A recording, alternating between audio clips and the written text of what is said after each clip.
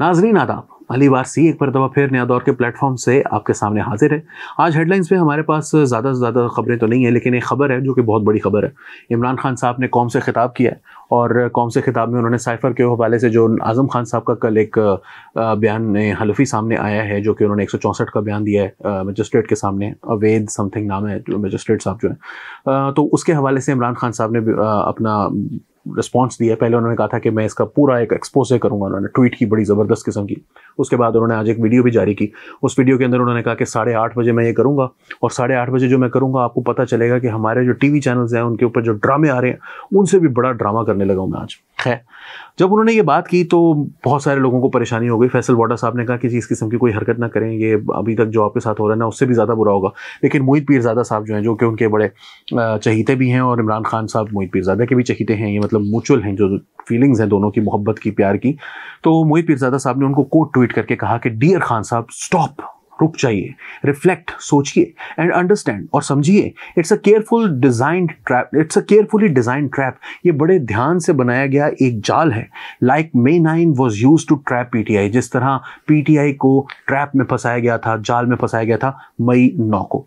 They want you to react, वो चाहते हैं, वो तो चाहते ही हैं कि आप उनको रद्द-ए-अमल दें, and blame Donald do and Biden administration, और एक मरतबा फिर डोनाल्ड डू और बाइडेन एडमिनिस्ट्रेशन के खिलाफ आप कोई बात करें और उनके ऊपर इल्जामात लगाएं। They are concerned about growing focus on Pakistan within the US and Congress. वो तो चाहते ही हैं कि यूएस और कांग्रेस के अंदर जो बार बार पाकिस्तान के हवाले से अब एक कंसर्न बढ़ता जा रहा है, तशवीश बढ़ती जा रही है, उसके हवाले से वो इसके हवाले से वो बड़े परेशान हैं। They want to create new divides, वो दोबारा से आपके और अमेरिका के दरमियान जो है वो डिवाइड को, खलीज को वसी करना चाहते हैं।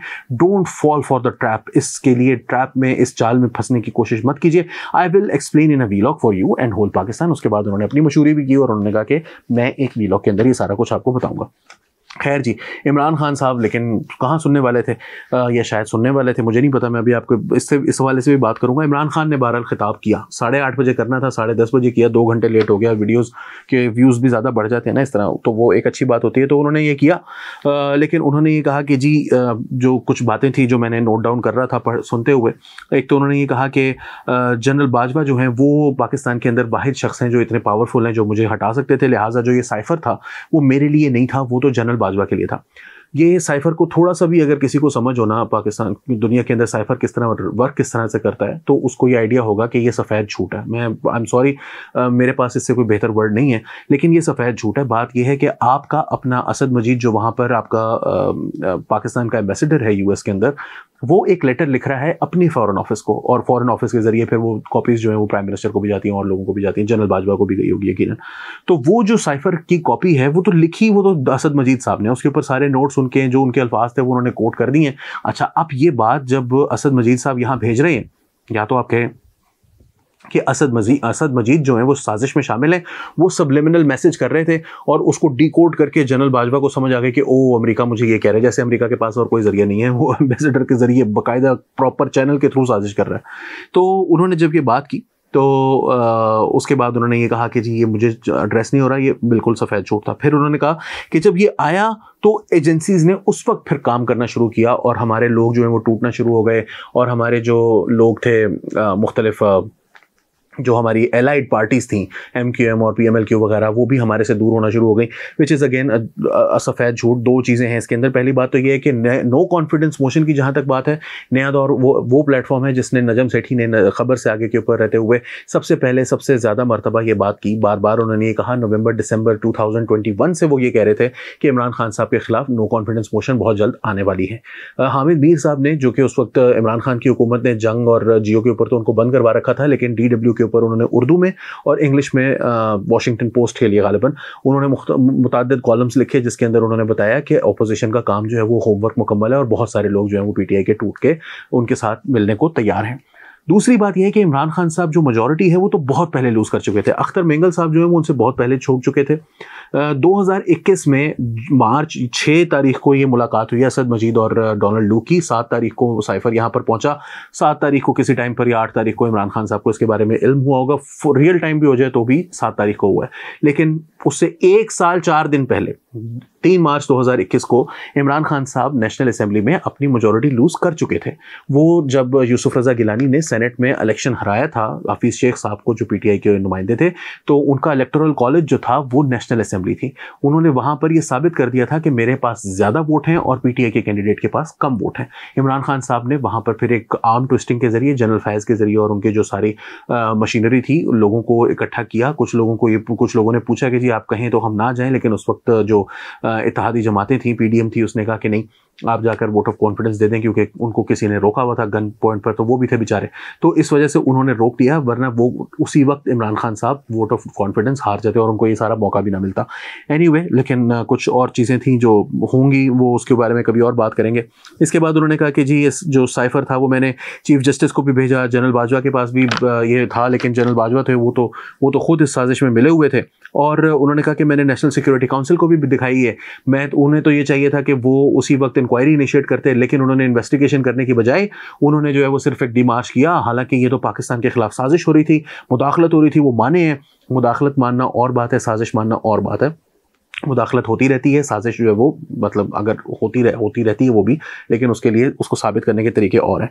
तो साइफर जो है वो ये उन्होंने कहा कि नेशनल सिक्योरिटी कमेटी, अब बात ये है कि एनएससी को आप अगर लेकर जा रहे हैं एक जगह पर उनसे बात करने के लिए, और वो आपके व्यू से मुत्तफिक नहीं है, उनको लगता है कि जी खान साहब जो है वो इस वक्त दबाव है इनके ऊपर, ये अपना इक़्तिदार खोने जा रहे हैं, तो उनको ये लगता है कि यार ये जो बंदा है ना, ये अजीब बात कर रहा है, इसको अब ये हेलुसिनेट कर रहा है, वो बहुत पैरानॉइड हो चुका है, इसको हम जो है ना वो इस वक्त इस किस्म की बातें हमें बर्दाश्त करने की सुनने की कोई ज़रूरत नहीं है, ये साजिश कोई नहीं हो रही। और उन्होंने आपके मौक़िफ़ को मुस्तरद कर दिया, उन्होंने साजिश का लफ्ज़ इसमें शामिल नहीं किया। अब अगर आपको उन पर यकीन नहीं है तो आप वहाँ पर लेकर ना जाएं, वहाँ पर लेकर गए हैं तो उनकी जजमेंट को जो है वो फिर आप ट्रस्ट करें।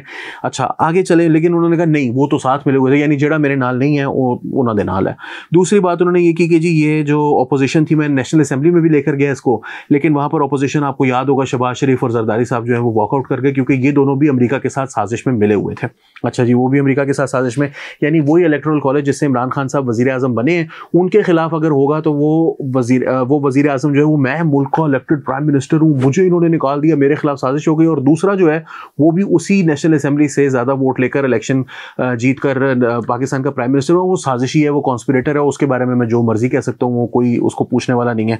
लेकिन मैं अगर किसी को कह दूं कि इसने मुझे कत्ल करवाने की कोशिश की है फैसल नसीर ने, तो मैंने उसको साइकोफेंट कह दिया तो क्या हो गया, मैंने उसको डर्टी हैरी कह दिया तो क्या हो गया, मैंने उसके ऊपर कत्ल का इल्ज़ाम लगा दिया तो क्या हो गया, मैंने उसके ऊपर साजिश का इल्ज़ाम लगा दिया तो क्या हो गया, मेरे ऊपर मतलब मेरे ऊपर क्यों केस करवा रहे हो, मैं झूठे इल्ज़ाम लगाता हूँ तो लगाता रहूँ, या मैं लोगों के इल्ज़ाम झूठे, मैं उनके नाम बिगाड़ रहा हूँ तो बिगाड़ता रहूँ, तो मुझे बुरा भला क्यों कह रहे हो इस बात पर। फाइनली उन्होंने कहा फिर कि टेररिज्म की वॉर पर भी मैं तो हमेशा पाकिस्तान के मफाद में जो है वो बात करता हूँ, हमें अपना मफाद देखना चाहिए। अमेरिका ने अपना मफाद देख रहा था, पाकिस्तान अपना मफाद देख रहा है, तो मैंने तो उस वक्त भी इनको कहा था कि वॉर ऑन टेररिज्म में ना जाएं। आप यूट्यूब के ऊपर जाकर वीडियोस देख सकते हैं। इस वक्त भी 2001 में नवंबर में टेरर शुरू हो चुकी थी, सितंबर में हमला हुआ वर्ल्ड ट्रेड सेंटर पर, नवंबर में जो है वो जंग शुरू हो गई, और अप्रैल 2002 तक जब मुशर्रफ साहब का जो रेफरेंडम था, तो उस वक्त इमरान खान साहब जो है वो उनके बने हुए थे, ये पोलिंग एजेंट बने हुए थे उनके रेफरेंडम में, और साथ वो ये भी कह रहे थे कि ये, जब उनसे पूछा गया कि ये वॉर ऑन टेरर के अंदर पाकिस्तान का स्टांस, तो उन्होंने कहा कि जनरल मुशर्रफ के पास कोई और ऑप्शन नहीं थी, तो उन्होंने ये ठीक किया है। तो जब उन्होंने ये ठीक किया है तो फिर अब आप कैसे कह सकते हैं, वो तो 2002 अक्टूबर में जाके, जब आपके उन्होंने प्राइम मिनिस्टर नहीं बनाया, तो आपने उनकी जो, मैं वो लफ्ज़ भी नहीं इस्तेमाल करना चाहता, तब आपने जाके उनकी जान छोड़ी, उनको अपनी मर्जी करनी थी, वरना तो आप उनके साथ झूले पे लटके हुए थे। अगली बात आपने कहा कि जी ये सिर्फ एक एजेंडा, ये बात उनकी सच है भारत, कि सिर्फ एक एजेंडा है और वो ये है कि मुझे जेल में डाला जाए। वो तो होगा, ये तो अब क्या कर सकते हैं, ये तो those who live by the sword die by the sword, कि जब आप सारी ज़िंदगी जो है वो लोगों को जेलों में डलवाने की कोशिश करते रहे हैं या हुकूमत में आके जेलों में डलवाते रहे हैं, तो फिर जब आप इक़्तिदार से बाहर होंगे तो वो भी आपको जेल में डलवाएंगे। उन्होंने पहले तो नहीं डलवाया था, पहल जिसने की है। फाइनली उन्होंने कहा कि जी अल कादिर जो है वो तो तसव्वुफ को फैलाने की एक कोशिश थी, इस वजह से मैंने ये ज़मीन ली थी। खुदा का कोई खौफ करें। 99%, 98.7% पता नहीं आबादी पाकिस्तान की जो है ना वो मुसलमान है। मजीद आपने क्या तसव्वुफ और सूफिज़म फैलाना था इधर। ऊपर से आप जो मतलब ज़मीन मलिक रियाज से लेकर ये आपने सारी जो है वो कैबिनेट के अंदर उनके पैसे जो आए हैं उनको खुद ब खुद ही उनके जुर्माने में जमा करवाना, या उनसे पैसे जो आए उसके लिए काबीना से अप्रूवल लेना, बगैर काबीना की अप्रूवल के ज़बरदस्ती उनसे उनको दिखाए बगैर, मतलब अप्रूवल तो तब आप कहेंगे ना उसको कि जी काबीना ने सब चीज़ें देख ली हैं, उसके ऊपर प्रॉपर डिस्कशन हुई है, जिन लोगों ने इख्तलाफ किया उनकी बात आपने नहीं सुनी, और फिर उसके बाद आपने उसको जमा करवा के ज़मीन ले ली। ज़मीन के ऊपर आपने एक ट्रस्ट बना दिया, ट्रस्ट के अंदर आप खुद बैठ गए, आपकी बेगम बैठ गई, उनकी बेस्ट फ्रेंड बैठ गई वो ट्रस्ट के, और फिर जो वहाँ पर आप कह रहे हैं जी वो तो फ्री बच्चे तालीम हासिल कर रहे हैं, 35-36 बच्चे हैं सारे उस यूनिवर्सिटी के अंदर टोटल जो एनरोल्ड हैं, वो मुफ्त तालीम के हासिल है। वो यूनिवर्सिटी आज तक प्राइम मिनिस्टर जो है वो खुद जाके उसका इफ्तिताह कर रहा है, प्राइम मिनिस्टर कह रहा है ये मेरी यूनिवर्सिटी है। उसके आज तक जो पंजाब का हायर एजुकेशन कमीशन है वो उसको उनके ज़माने में भी उसने आज तक उसको रजिस्टर नहीं किया, वो आज तक उसको अफिलिएटेड यूनिवर्सिटी नहीं करार देता।